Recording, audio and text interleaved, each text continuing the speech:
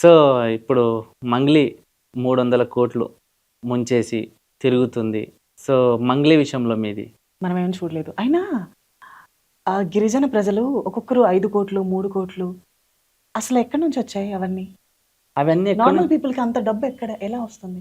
అంటే ఇప్పుడు చాలా మంది ఇదే విషయం కామెంట్‌లో పెట్టారు. మీరు చూడ్డానికి ఓకే. పోనీ తను స్కామ్ చేసిందే అనుకుందాం. పోనీ నిజమే అనుకుందాం.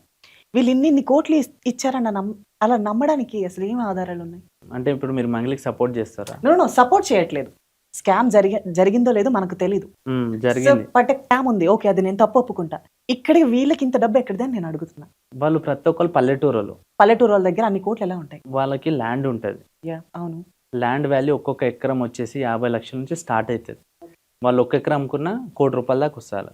2 ఎకరాలు అమ్ముకున్న వస్తది. సో, అలా వాళ్ళు భూమి పేపర్లు, ఇంటి పేపర్లు తాకట్టు పెట్టి ఇక్కడ ఇంట్రెస్ట్ ఎక్కువ వస్తుంది అని చెప్పేసి అలా అమౌంట్ వీళ్ళకి ట్రాన్స్‌ఫర్ చేసిరన్నమాట. ఇవన్నీ ఒకవేళ నిజమైతే కోర్ట్ చూసుకుంటుందిలెండి.